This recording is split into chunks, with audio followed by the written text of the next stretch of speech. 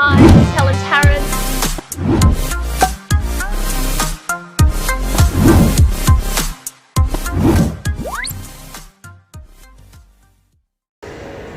Hi, Helen Tarrant here for Commercial Property Roadshow.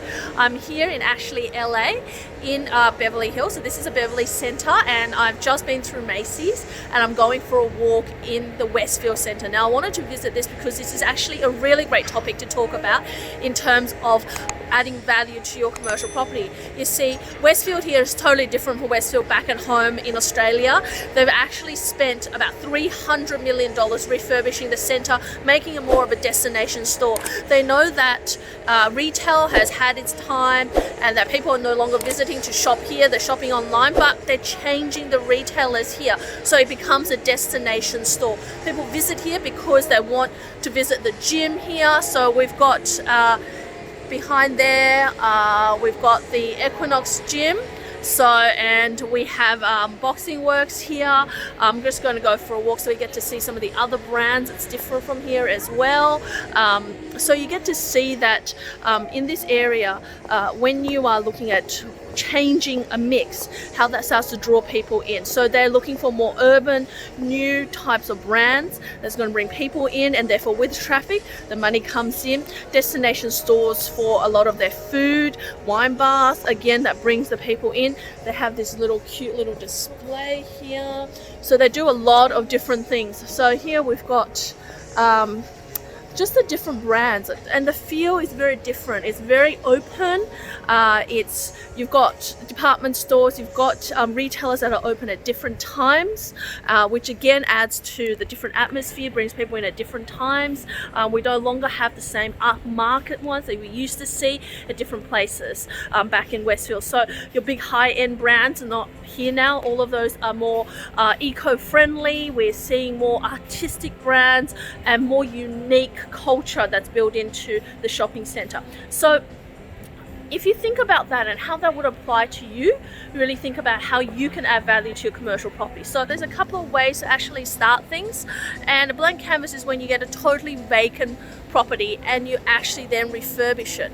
So what does that mean? That means that you get a property that is vacant but in an area that's highly tenantable. So obviously that is something that the Westfields have created, an area, a destination for a lot of retailers to come. They have a lot of traffic. So you could do the same. You could be buying something in a location where it could be an intersection, could be an area that already has a lot of traffic, an area that already have a really high occupancy rate, and then you might be the only one or two shops that are vacant, and it probably is run down, it's not been taken care of, and what you would spend that time doing is refurbishing it, looking for the right tenant to go there, approach the tenant, and actually giving them the right type of tenant incentive. So when I'm talking about tenant incentives, I'm talking about rent-free, I'm talking about helping tenants with fit out, or even, you know, paying for some of the fit out so it belongs to you, so that you know that in the future, when these tenants move, the next like tenants that move in will actually continue to use that fit out as well. So that's starting with a blank canvas and really recreating your tenant mix or your type of tenant. The other option that you can do is really about having a property that's already got some tenants in it. So it's what we call a partially vacant property. It already has some tenants in it, and you're looking at adding more value to that property. So the current tenant might feel that the space is too restricted. It might have the layout that's wrong. You are there then to help them through that layout process. So you might refurbish it for them. You might add different colors. You might make them an open space. You might actually do an extension as well. So you might do an extension and go, okay, well, here I'm going to add, you know, a storage room for them, an extra car space, maybe an extra room if they're expanding to keep them in the place, maybe a storage area. So just adding more value to what your tenant is, keeping them in there by giving them that value, and also keeping them in there because you actually help their business to grow with you as well. So I'm looking at all of these different brands as I go along here. There's the Container Store, which is kind of like our Howard storage. So you can see that, but it's like 3 times the size. We've got California Kitchen here.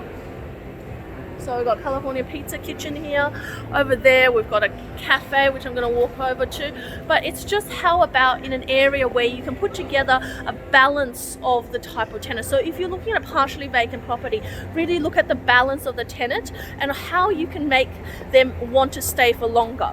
So every lettable square meter matters, and that's what really happens is when you look at a place and they might be, say, on 500 square meters, 600 square meters of land, and the building itself might only occupy, say, 200 square meters.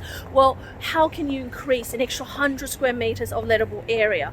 And what can you do with that 100 square meters? Can you increase it to a point where they are, you can put a new tenant in or expand this current tenant? And there's heaps and heaps of opportunities out there where you can get a rundown property where there is need for refurbishment, but most likely most of that need comes from negotiating with your current tenant who are disgruntled, who are not sure if they actually want to stay, but offering them a really, really good tenant incentive so that they continue to stay, and because it's costly for the tenant to move. So remember, when you're looking at adding value to your property, it is really about adding the fit out. So the fit out, if it's done really, really well, so you start with a blank canvas and you do a vacant, done really, really well, can attract a high-end tenant who's paying high rent. Or you could go for a property that is partially tenanted. So a property that is partially tenanted means that you have some tenants already there paying rent, so that you're having some income coming through to help you with your mortgage, to help you with your rates, to also help you so that you can cover basic your costs, and then you're putting in capital costs in terms of refurbishments. So that means that you are spending that time looking at extending the property.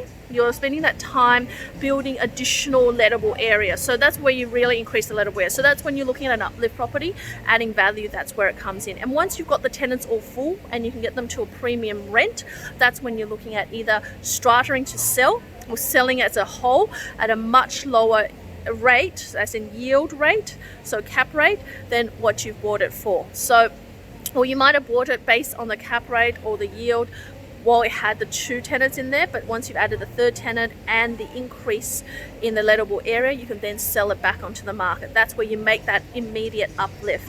And really, that project, realistically, it's a 9 to 12 month project, but it is a project in that 12 months where you really have to work on it.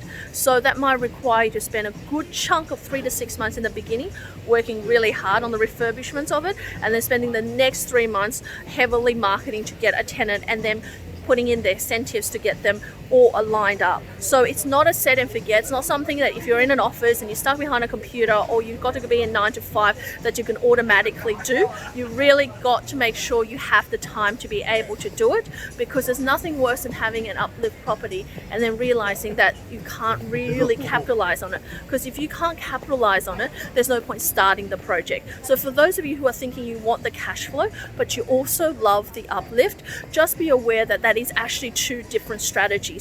That you can absolutely do an uplift, but you can also do a set and forget. And if you are busy at the moment, then the best way to get started is actually start with a set and forget property, where it's instant cash flow for you from day one. And that instant cash flow is to help you free up a little bit more space in your life, a little bit of headspace, a little bit of space in your work life, so that you can then attempt one of these projects. If right now your life is really busy and you can't, I wouldn't suggest you starting. So I would suggest start with a set and forget, and once you've done that, then you're going to feel a little bit more confident about the projects, especially the commercial projects, and you're going to understand them a little bit more. And once you do, you'll be able to go into an uplift project and reap the rewards of that. So before I head off, I just wanted to show you a little bit about downstairs, so you get to see the different shops. So yeah, so I'm here in LA, I'm traveling to Vegas, so I'll be making some more videos in the coming weeks to show you how commercial property is different elsewhere. I mean, we see so many different types of commercial properties. They all work slightly differently in different countries, but ultimately they boil down to, you know, having really good tenants, having solid leases, and really being able to work with your tenant hand in hand to achieve longevity. So until next episode, bye for now. Don't forget to subscribe, and if you want more information, don't forget to go to helentarrant.com. Bye.